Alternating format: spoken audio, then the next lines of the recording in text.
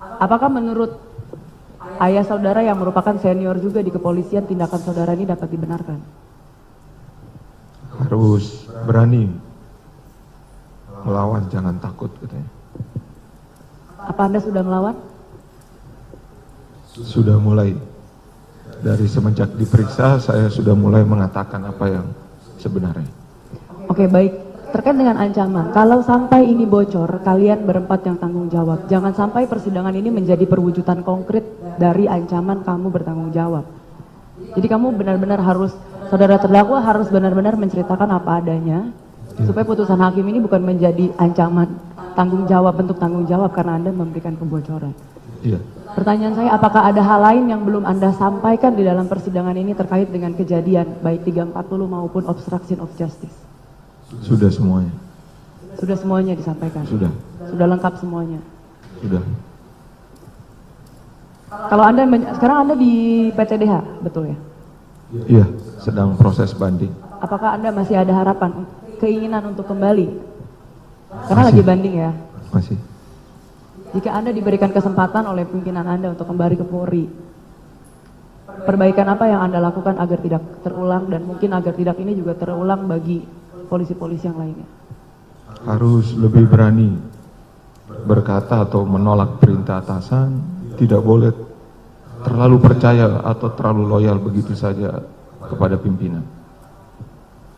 Baik, lanjutkan rekan saya.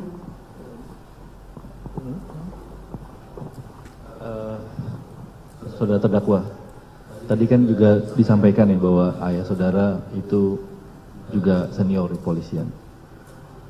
Ada nilai apa yang diajarkan misalkan atau diturunkan kepada saudara di keluarga, kalau boleh tahu di keluarga yang sebagai polisi Anda sendiri atau ada lagi yang lain?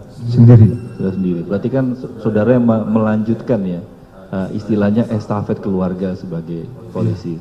Lalu apa yang ditanamkan kepada saudara terdakwa dari ayah saudara terkait dengan bagaimana dengan pimpinan, bagaimana bersikap sebagai seorang anggota Polri, saudara? Bisa saudara jelaskan?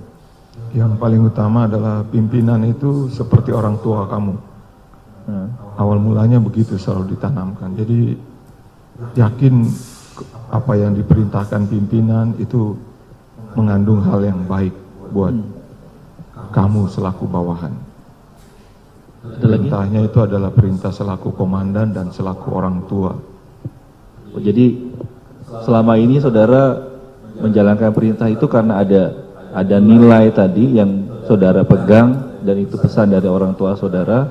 Iya. Bahwa itu sebagai orang tua, bahwa itu hal yang benar yang mungkin kamu belum tahu tentang dibalik kebenaran itu, maka saudara begitu loyal dan saudara melaksanakan itu, begitu saudara? Betul. Nah, ini kan ada nilai, adakah misalnya nilai lain gitu yang juga saudara pegang teguh ya dalam kaitannya dengan tadi kan loyalitas dari orang tua saudara?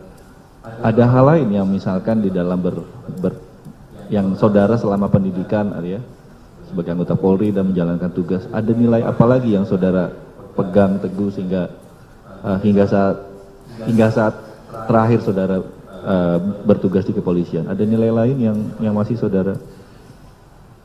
Ya, jangan pernah mengkhianati pimpinan atau institusi. Jadi loyalitas terhadap pimpinan dan institusi itu penting ya. Itu yang juga ditanamkan dalam pendidikan saudara. Iya. Lalu bagaimana kepatuhan terhadap atasan itu juga ada nilai juga yang diberikan juga oleh institusi saudara?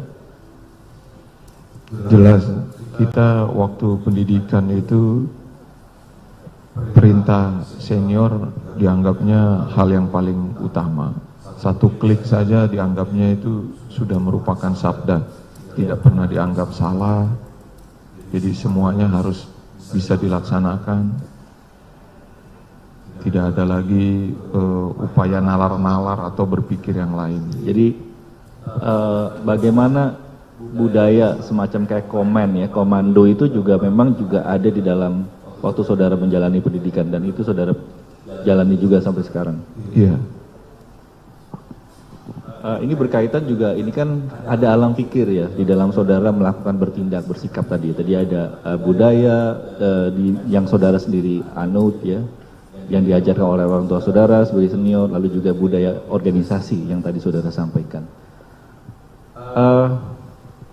Dalam saudara nih pada hari ini tadi kan juga saudara menyampaikan ya, waktu saudara mempertimbangkan untuk membuka ini semua juga ya, yang saudara sampaikan tadi secara terbuka.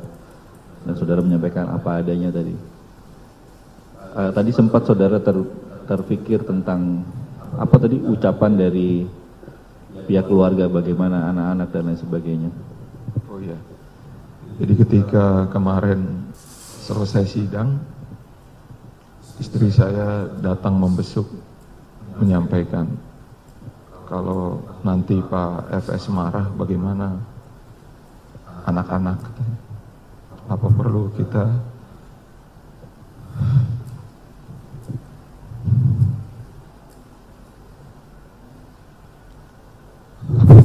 diliburkan dulu selama sebulan gitu, sampai dengan putusan selesai, karena istri saya khawatir.